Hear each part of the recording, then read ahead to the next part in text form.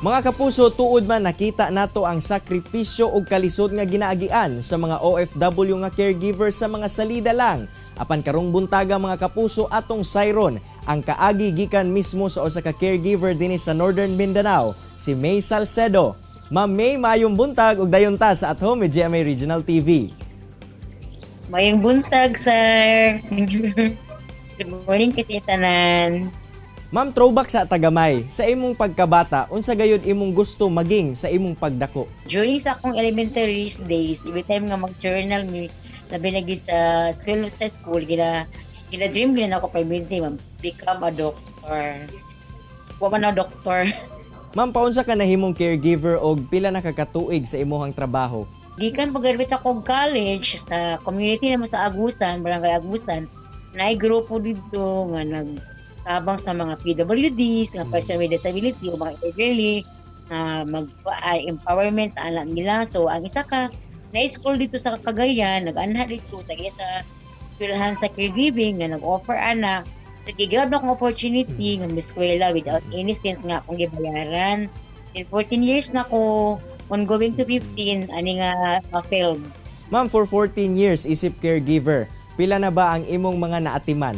Mga daghan na siya, more than 10 na nga pasyente, na short term, na long term. It means nga na mudagan 5 years, na apoy months lang, depende sa case sa pasyente. Ma'am, unsa ba ang mga responsibilities sa usa ka caregiver? Dako kay siya responsibilities kay maragid ginahan ka nga mag-atiman sa iya ha.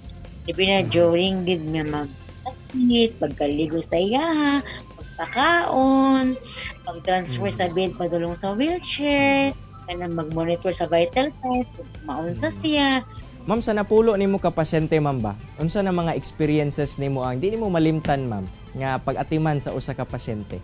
Like katong nakapasyente ko nga brain aneurysm, pagid siya gabi, gid siya nga timanado, labi na gid na-ruptured na iyang brain. Then, gitagalan na siya. Igawa siya sa pag-atiman na ako nga without any complication. So siya din, nagpupisa ka pasyente nga Alzheimer, mag-tantrum, manlabay, mag-tumbag, so, pag ako yan makitaan, mag-cool down siya. Ma'am, ginaunsa nimo pag-deal, ma'am, sa imong mga pasyente, labi na nga maingon nato nga kinahanglan sabtunonon gyud nato sila.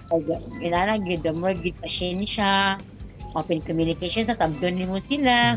Kung mag-tantrum, patagdan lasta, ayaw din ka mag-initiate og mo stress nila nga ma-cool down na. Pagtagdan na sa sila, labi na kung imong pasyente Alzheimer, kasi labi gid ang Alzheimer. Once mo tokar ilang tantrum, sumbaga dagdo. Napud ba mga pasyente, ma'am, nga emotionally na-attach gyud ka, ma'am, na kining maingon nato kung tahay ni panaw na siya, natandog po ka isip nga ikaw ang ni atiman sa iya katong nga nabuhi pa siya? Una ako isa ka pasyente is vegetative na siya, TRIC-U, brain aneurysm po siya din. Sa kita nga dili siya gaginawa.